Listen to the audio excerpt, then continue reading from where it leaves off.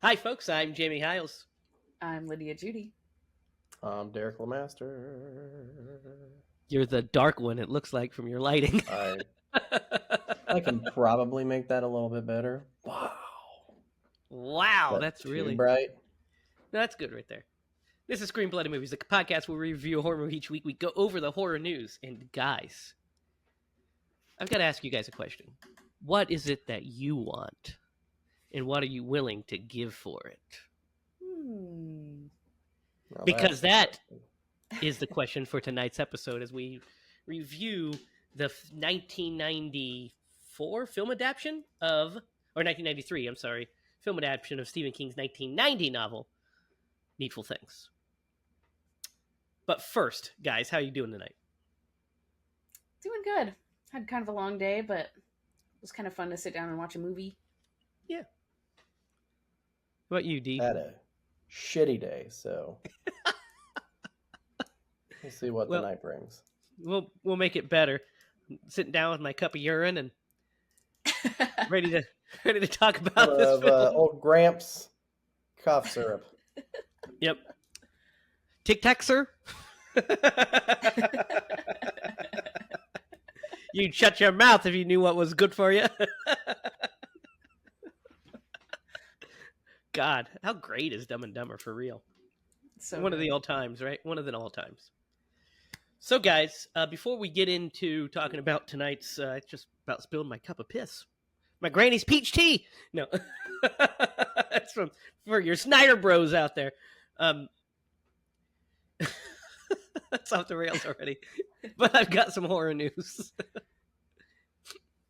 And guys, this is freaking crazy. So, last weekend, for over Labor Day weekend, is when we had just occurred when we were recording this episode. Jaws was re-released for the 50th anniversary in cinemas. It was re-released in cinemas. I went and saw it.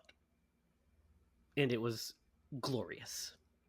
And, you know, it looked great, sounded great, full new 4K restoration, introduced by Steven Spielberg. But here's the thing. I went with a buddy of mine, and I expected me and him probably were going to be the only ones in the theater. Maybe a couple other people, right? No. Derek, are you fucking... That was wild.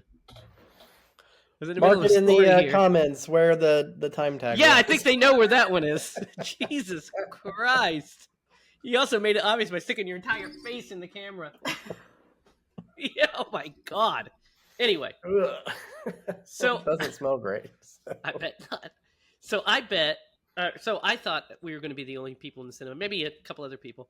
This viewing we went to was surprisingly full. Like, and age gaps, like the gambit, you know, me, younger middle-aged people, teenagers, old people, everybody was there. There was this group of teenagers that were there literally to watch Jaws, and they sit there and watch the thing. And I'm like, amazing. Well, apparently that wasn't only my experience, because over the weekend, Jaws made $10.5 million. Good for number 2 at the U.S. box office this weekend. That's crazy. Holy I wanted fuck. to go so bad. Dang it. I mean, here's the thing. We reviewed that movie. We all gave it 10s. It's a goddamn classic, and it literally it suspends time. Yes. Because you're on a beach. Who isn't afraid of the water? Mainly because of this movie, but like it's a timeless movie. Yeah. And great. It's so good. The new mix they did of it was incredible. It sounded great. It looked great.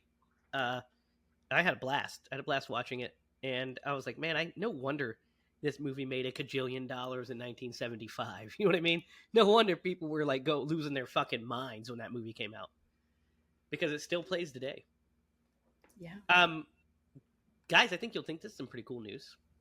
Do you guys remember we have to do this movie sometimes. Do you guys remember the movie Magic with Anthony Hopkins? About the ventriloquist dummy? Yes. No. Derek, you never seen Magic? I don't think I've ever seen it, but I've seen the cover. To be fair, I only watched it because Jamie mentioned it. And And Yeah. I was like, I need to see what this is about. And then I watched it like not too long ago. So, guys, they are remaking um Magic, written by Mark Swift and Damian Shannon, who did Freddy vs. Jason, among other things. And produced by Sam Raimi and Roy Lee. That's Now, crazy. that gets me excited. The only thing that'd get me more excited is if they announced that Sam Raimi was also directing this movie. Mm-hmm. Because then this movie would be an A+ first day viewing for me. But yeah, so that's in the works through Lionsgate. How cool is that? That's pretty cool. I'm definitely interested after knowing what I know now about magic. Yeah, and knowing what you know about Sam Raimi, right? Oh yeah, definitely. So I speaking of Sam Raimi, I've got a little bit of sad news here. Scott Spiegel, the co-writer of Evil Dead 2, director of Intruder, and one of the fake shimps in the Raimi verse. You know, he'd have cameos in Darkman, Quick and the Dead, Spider-Man, Doctor Strange.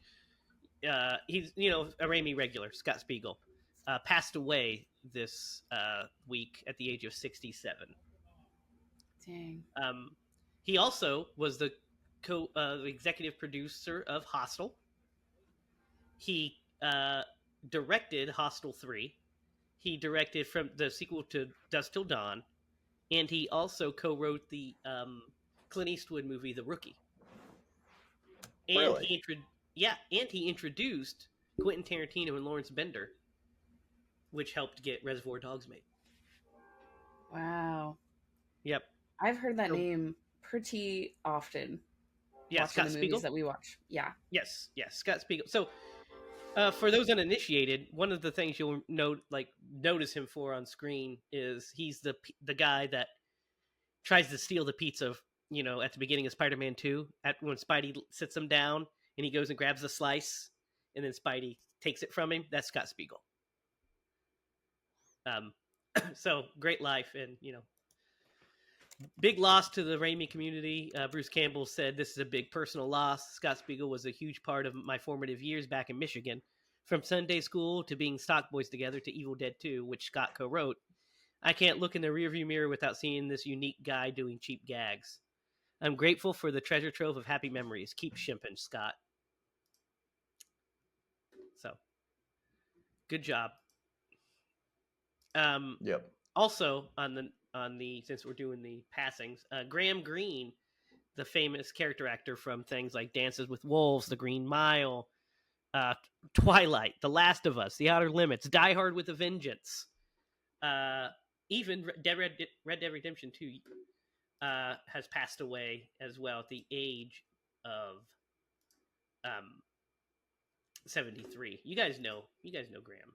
Once I show you his picture, you're gonna know exactly who I'm talking about. Oh yeah. No, I saw this.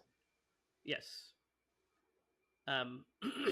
Great actor, has hundreds of film credits. I always know him from Die Hard with a Vengeance. He's one of Bruce Willis' buddy cops. So rest in peace for him as well. And then finally, guys, this last bit of horror news leads right into tonight's episode, so to speak, because we are, as you know, on the first episode this season of Stephen King Timber. And to be in the Stephen King Timber mode, we have now had a release date for It, Welcome to Derry. It is set to premiere this October, on October 26th on HBO Max. How excited are you guys for this thing? I'm super excited. I just watched the first season of Castle Rock with Jake this week, so I'm ready for that series to come out. Yeah. What do you think, Derek? Yeah. No, I'm excited to see where they took that. Yeah, and get us some It. To see Bill Skarsgård back as Pennywise will be pretty interesting and a lot of fun. Yeah. I mean, we liked both It movies, the remakes. We didn't love the second one. I think we all loved the first one, and we liked Yeah. the second one. But man, you know what it is? It's Stephen King just knows how to do coming of age stories. Yeah. And he'll you think about that, or Stand By Me, one of the all-time greatest films. One of my favorite films. Ugh, such a good one. Such a good one. Based off of his short story, The Body, which is also the name of Jesse Ventura. Yep. That's where he got it from, I think. He was a big fan of that story. That wraps up the horror news. Guys, picture it. It's 1993. Ooh, blues. We all float. We're all They floating in float down. 1993. Are you flipping me off, Derek? Were you just giving me the British finger? No, I was giving you peace. I was trying to get. This is stuff the to British happen, finger. but- That's how they flip off in England. Oh, is it? Yeah. Yep. Not They do not that. how we do it here in the States. No. We're number one. So picture it. It's 1993, and there's been a run of Stephen King adaptations. So we get a new one with Needful Things. This is around the same time as things like Thinner had come out around this time. A little later, Thinner came out, but around this time, Thinner. Pet Sematary was a few years before this. Graveyard Shift was a few years before this. Pet Sematary 2 came out, I think, this year or the year before. So, we're in the King Renaissance. Guys, have either of you ever seen Needful Things before tonight? Or have you ever heard of Needful Things? Or read the novel? I have heard of it. Never read the novel. Well, that's not a shock. And first time I think watching it, I remember the The trailer? the trailer. I was gonna say commercial. It Yeah. would have been a commercial. Yeah, commercial. Yeah. But yeah, the trailer. I remember the trailer. What was that, Derek? Our cat. I don't know what he just knocked over.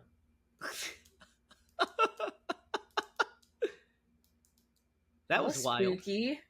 Yeah. Maybe he died. You bury him in the pet cemetery. Yep. I'll check on him later. Jesus. I'm sure he's fine. That was so spooky. That was pretty crazy. It startled me because I'm like right underneath. As long as there's no water or anything. It was loud. Like It was really loud. Yeah. Well, he must have knocked something off. I don't know. He's a blind cat. I thought you were gonna call him an asshole or something. He is in it. I mean, he is that too. He like vomited in a straight line down our hallway the other day. Oh no. Interesting. So Lydia, you've never seen this before, I've never seen this before. but you've heard of it. I've heard of it. That's about it. I haven't heard much about it, honestly. I just kind of keep hearing it get brought up in conversation and I apologize. I had to sneeze. it's okay. Bless you.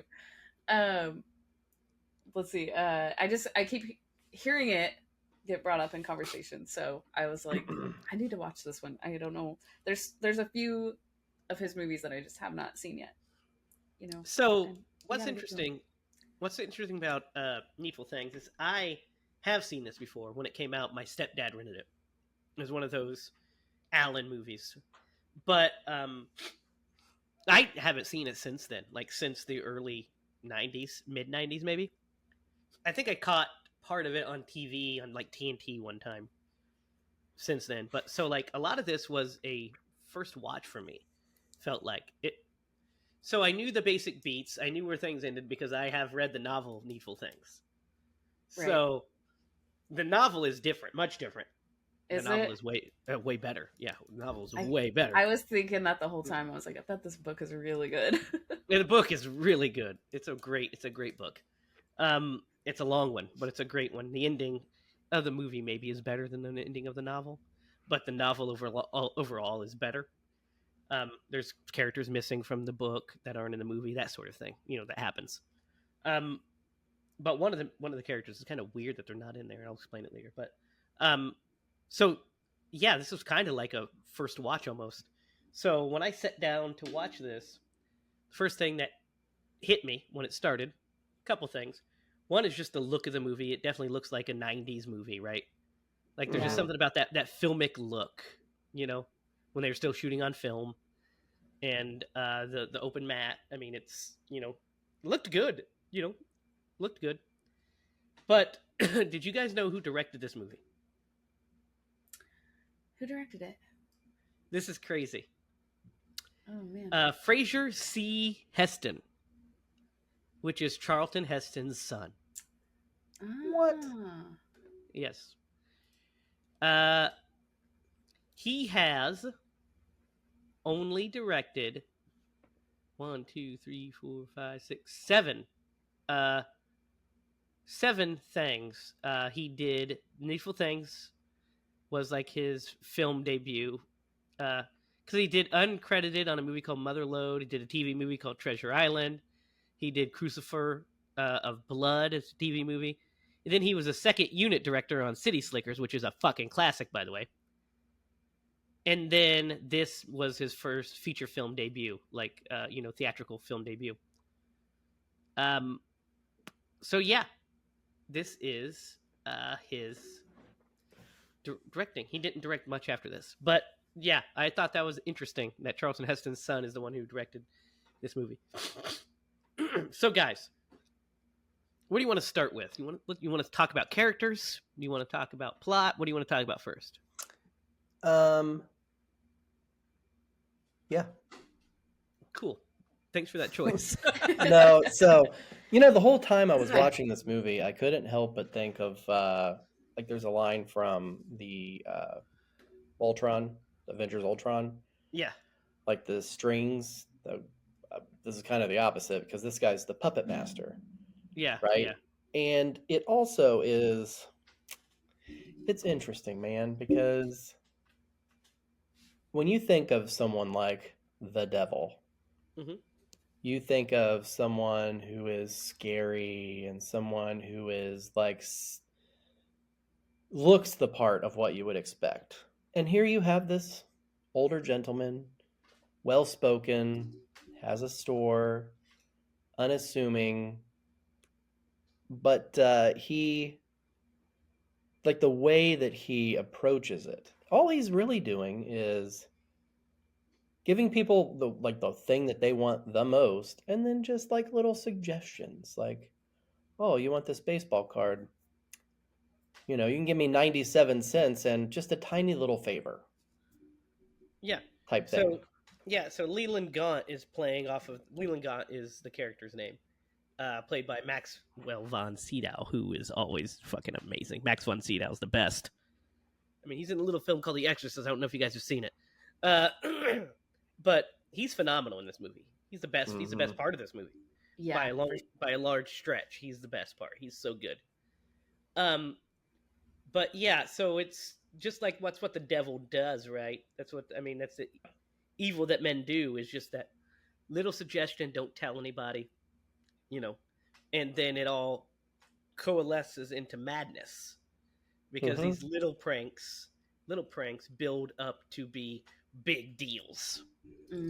So it's a very interesting concept.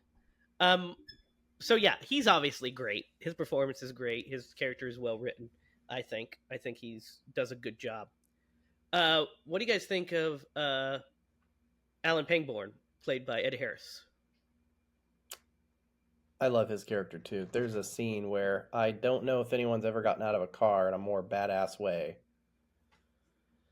Then at the end of that, when he gets his shotgun, Yeah. and he steps out and shuts the door with his foot and cocks the gun, you're just like, God damn it, that's a man right there.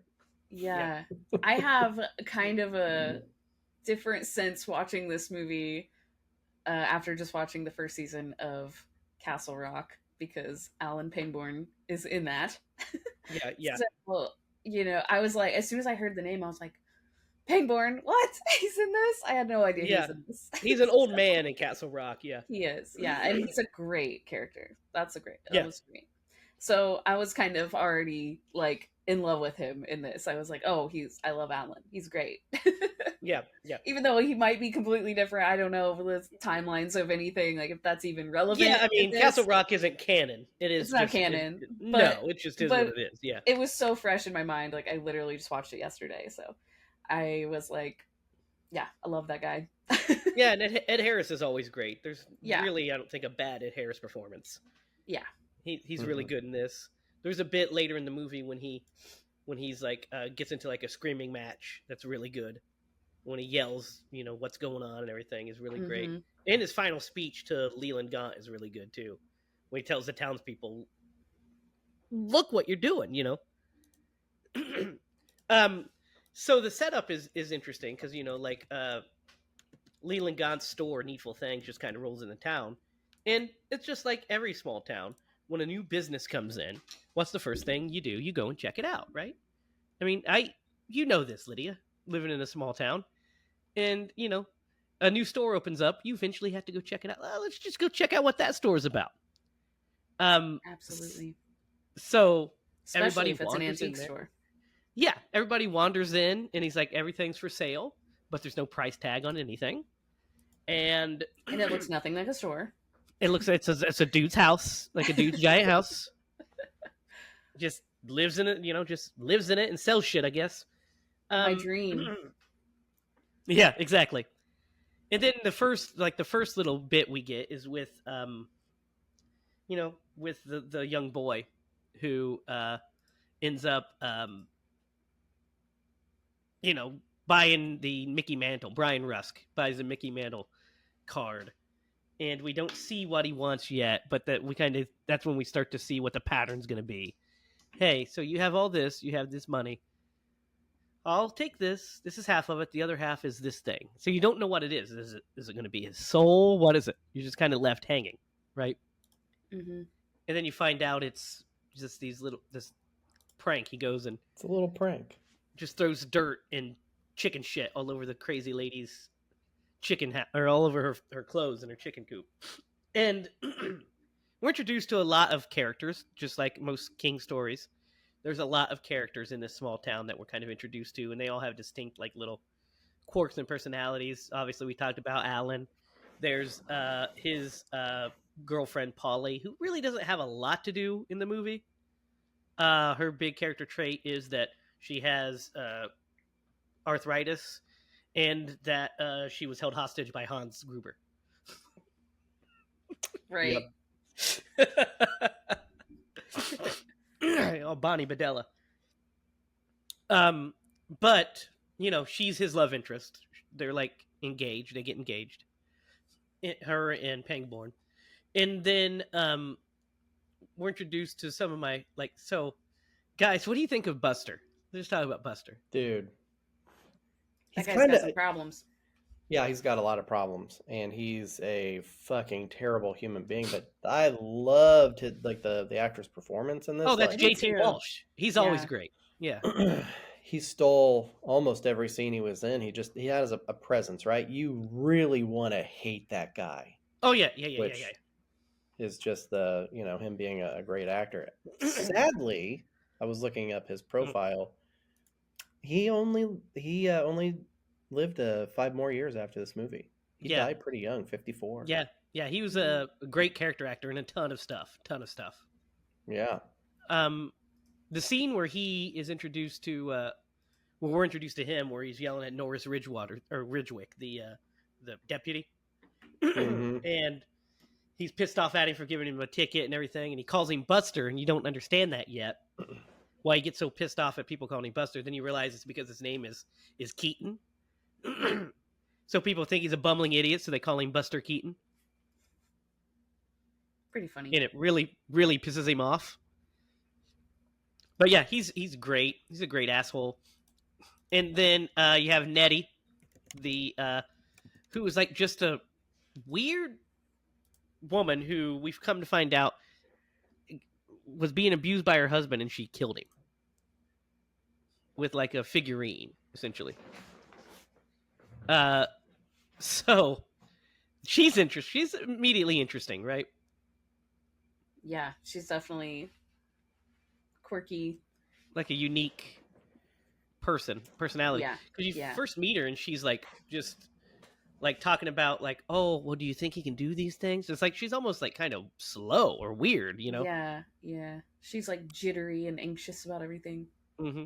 Yeah. She, in my mind, she's typecast from the Mike Myers movie. So I Married an Axe Murderer. Uh huh. Mm-hmm. That's Yeah. the only thing I can think of whenever I see her. Amanda Oh, Plummer. I see, I see. Uh, I totally lost what I was just gonna say. Yeah, you were gonna say something and you stopped. It Sorry. was right there that I started thinking about axe murder. So yeah, so guys, the other, then you have old what's her name? Wilma. Oh, yeah, from yeah, she was That what the League of Their Own, right? yes, from A League with Her Own, correct. And she's automatically like just like you can tell she's kind of a jerkweed character, She's Mm-hmm. real rough around the edges and shit. And she's picking on Nettie and stuff. So it sets up all the dynamics of these people pretty well. Because we see that there's friction between them. We know that there's friction between the priest and the pastor, right? The Baptist and the Catholic priest. And then we also are introduced to freaking our what's his freaking face? The guy that Hugh Priest, who is like the washed up high school jock who likes to kick the shit out of the jukebox at the bar and gets thrown out. So we set up the beef between he and the bartender pretty early. So all these threads kind of end up coming back to play as the movie goes on. Um, so what do you guys think of like the pacing of this movie?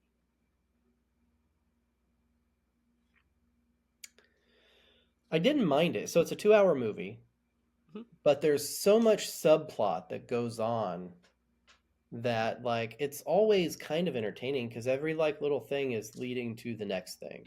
Mhm. So could it have been maybe a little less long, maybe, but I found it entertaining, Yeah, even yeah. if it is 2 hours. What do you think, Lydia? You agree with that? Yeah, I think so. I didn't find any points that I was like, oh, is this over yet? Yeah, It was dragging. it Right. it Yeah. moved. It moved pretty all Yeah. right. Yeah, I agree.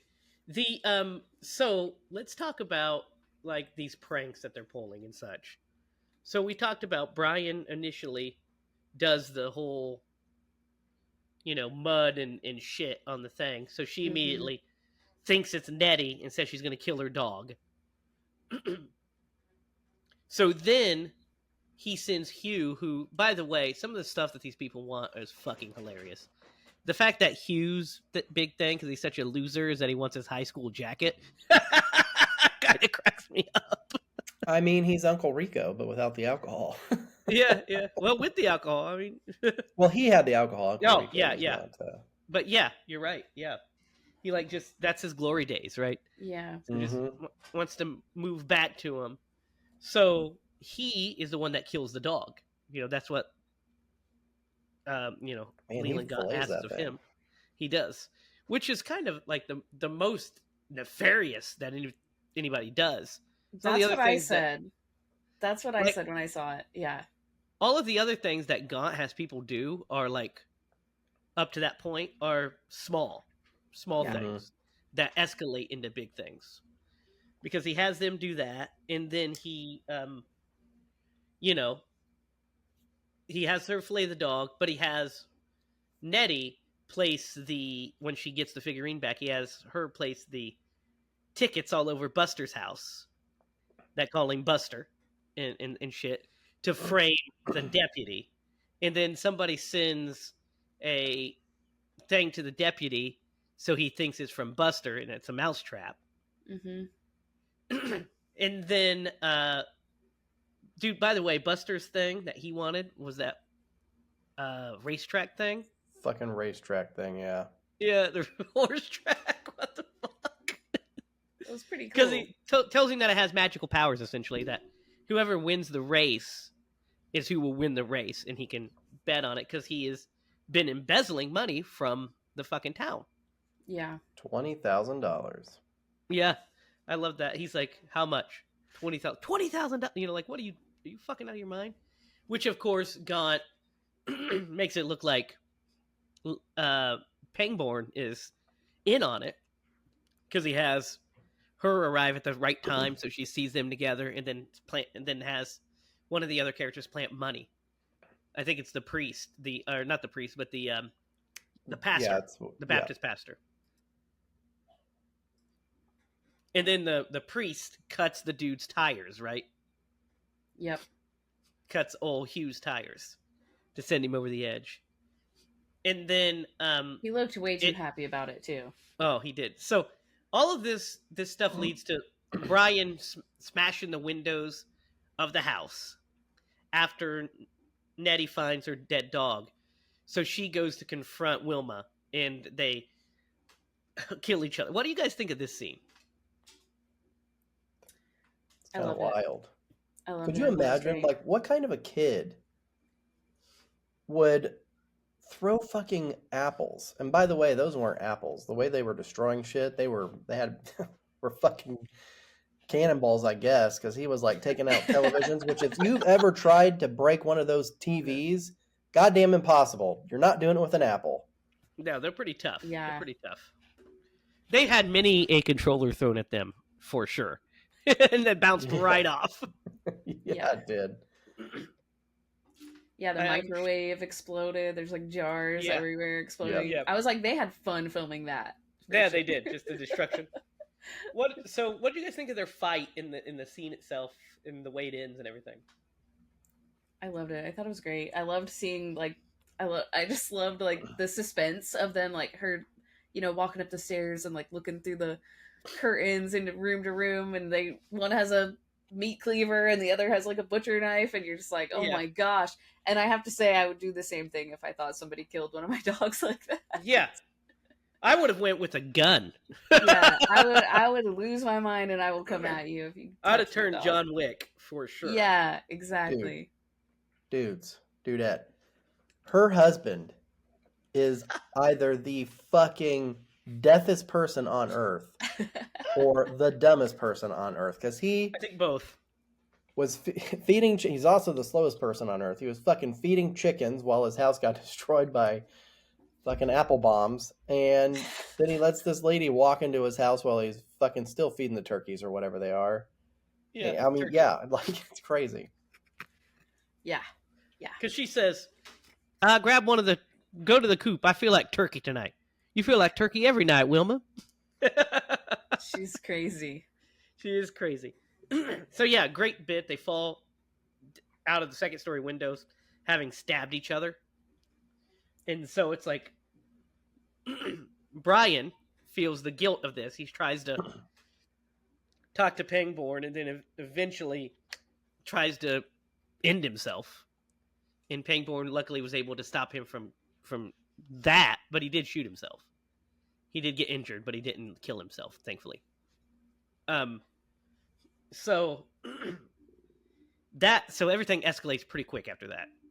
Mm-hmm. Because then you have old fucking old Buster getting the shit beat out of him by the cops, and then he decides to, like, he gets in a fight with Norris, and they like go beat each other up a little bit, and then like Alan comes out there and just knocks him out in one punch. Just knocks him on his fat ass. Yeah, he was seeing some stars after that punch. Yeah, he was like, oh my God. And he cuffs him to the thing. He's like, get him to jail. And then he does this stupid thing, plays around with the gun, pretends like he's going to shoot him. So then he gets the shit beat out of him, and he escapes. Then Buster, is losing it, and he decides that he's obviously an abuser. So then he murders his wife. What do you guys think of this bit? Especially you guys seeing it for the first time. I thought it was really funny. I thought it was really funny. Like, honestly, this was where all the comedy was for me, because when he knocks the the the cop out and is like, na na na na na, Yeah. or something. I laughed so hard at that, and then he goes home to his wife, and I was just like, dude, this is not good. I thought No, she it's was not for good. sure gonna just run and get away from him, like, because he was being so abusive, Yeah. and not give him like the screwdriver and stuff. But he grabs her arm and is like, "You're not gonna run away."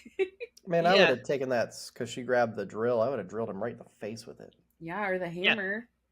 Yeah, smash him in the head with the hammer. Smash his no. hand. He loses his shit because she accidentally calls him Buster. Yeah. And he loses his shit, and then he, sees blood all over himself, and Leland Gaunt calls, and he's like, oh, I'm gonna kill I killed my wife. And he's like, well, you wouldn't have done anything if she didn't deserve it. You're a good man. Buster wouldn't do anything like that, And it's just like, manipulates him, and he's like, here's what you need to do now, and sets him on the path of fucking destruction with dynamite. And then we get like the big blowout finale, because we have old Hugh and the bartender. What do you guys think of this scene with Hugh and the bartender? Where they kill each other with shotguns? Yeah. Oh, man. Kind of deadly. Bound to happen. Yeah, it's one of those that it's like when you see it on the screen, you're like, that was pretty cool, though, actually. Yeah. Well, he's like, the fact that the bartender just didn't immediately just shoot him when he had the upper hand. I thought the same thing. I was like, I would not have hesitated for 1 second. No. We're like, bye. But yeah. It's like he chose to shoot each other at the same time. Like, he waited for him to get his bearings, so they both were just looking at each other. It's crazy. Maybe he thought, this isn't gonna happen. Yeah, he thought he could intimidate him by pulling his gun, and then he would drop his. Yeah, it's probably the thought process. Yeah. A failed thought process. Someone's holding a shotgun to you. You do not hesitate. You don't do not mess around. hesitate. Yeah. So what do you guys think of this third act? Because we get some made up drama where she, Polly gets kind of seduced by Gaunt, and because he gives her the cure for her arthritis, and then Pangborn confronts her about how he's a bad guy because he did some digging into him. He knows that there's never a Leland Gaunt in Akron, Ohio, and all of this stuff, and he's not good. So she's mad at him because she thinks that he robbed, was doing the, embezzling, and of course he wasn't. He's like, why would I, if I was embezzling, why would I just leave it laying all on top of my desk for everybody to see in envelope? He's a fucking police officer. He would know the perfect places to hide that shit. Yeah.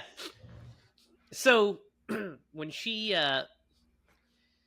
so then eventually he goes to the church to talk to the priest, basically to say, hey, look, Leland Gaunt do you believe in the devil? Basically, I like this scene a lot where he's in the church talking to the priest, like, you believe in and then he's like, they talk about what the devil is and how he acts, and then when he points it out that it's Leland Gaunt, the priest immediately shuts cognitive dissonance immediately, which is so very topical.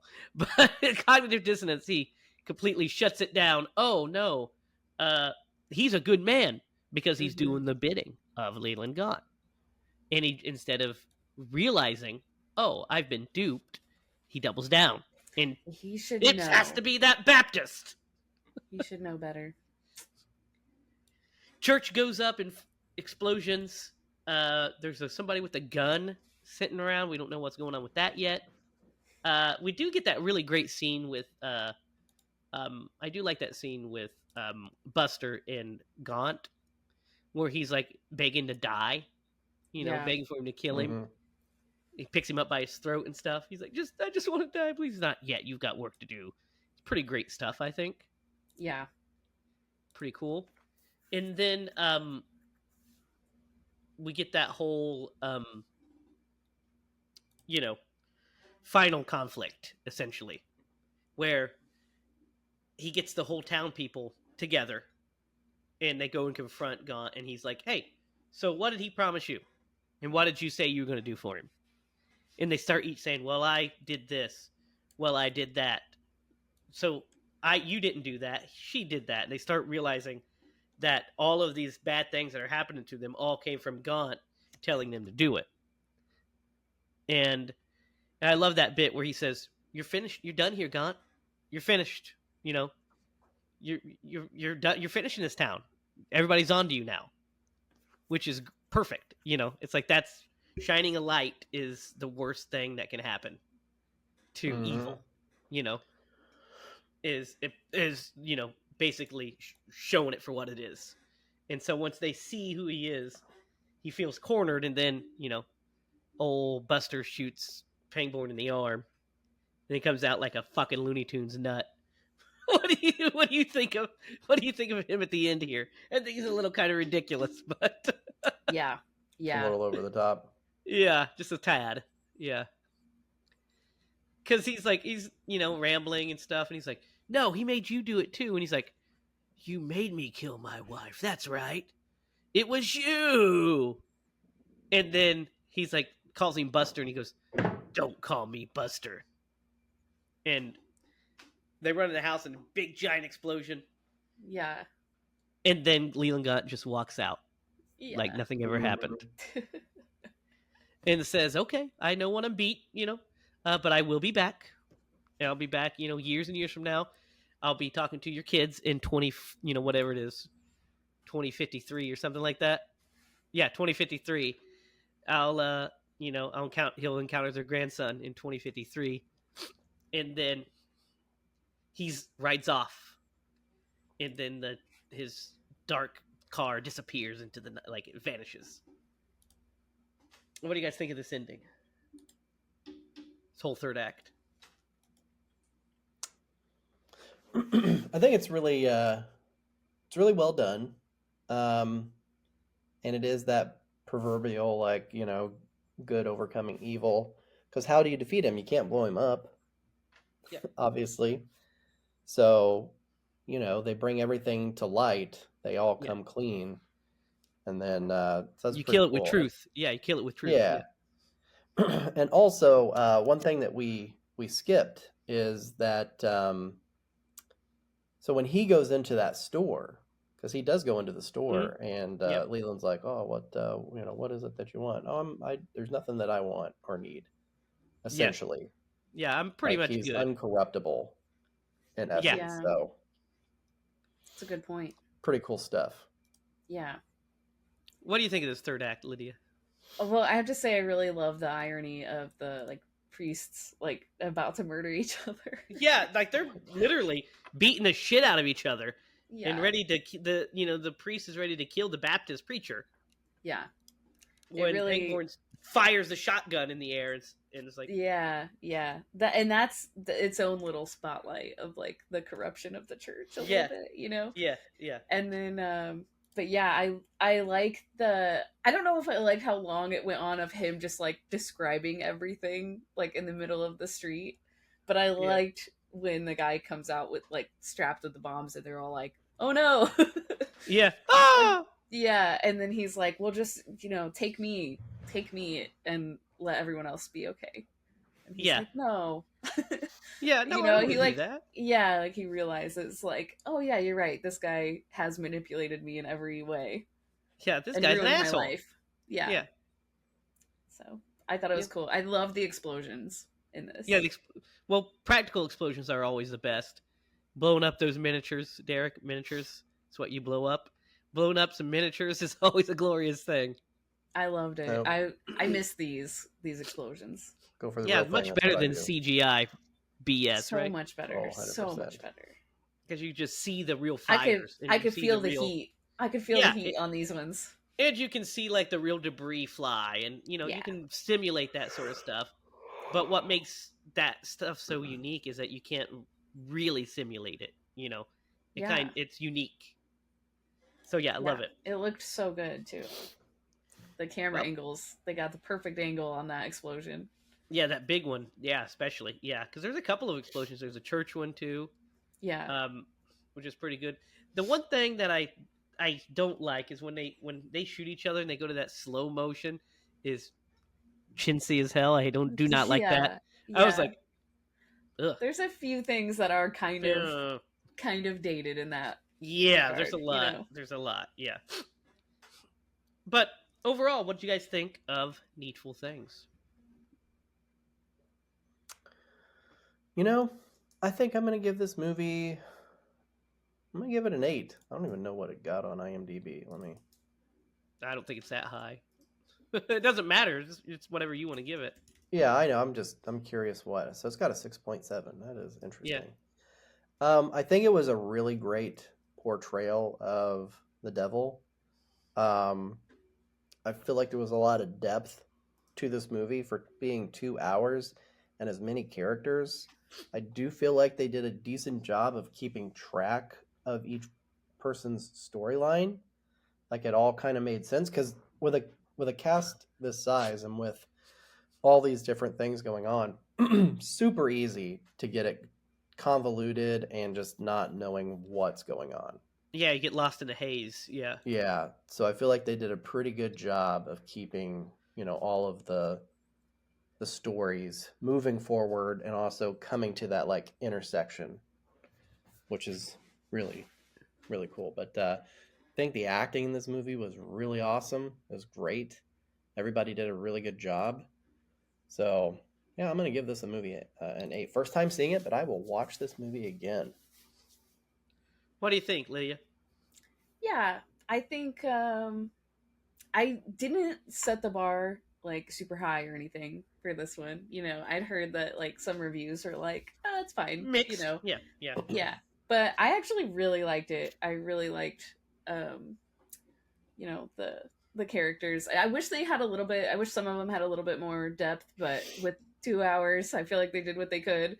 Yeah. Yeah. But and because there were so many people, but they were Yeah. all There's. Yeah. they were all really fun. Like the little boy did great. Like everybody did great. So I think a 7. I think I'll give it a 7. Yeah. I'm right there with you, Lydia. I think I'm gonna give it a 7 as well. I liked this when I rewatched it. I was like, this is pretty solid. It feels like a grown up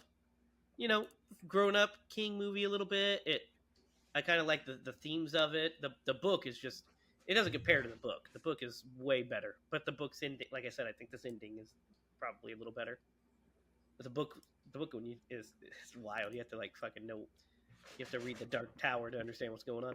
But Oh. to a degree.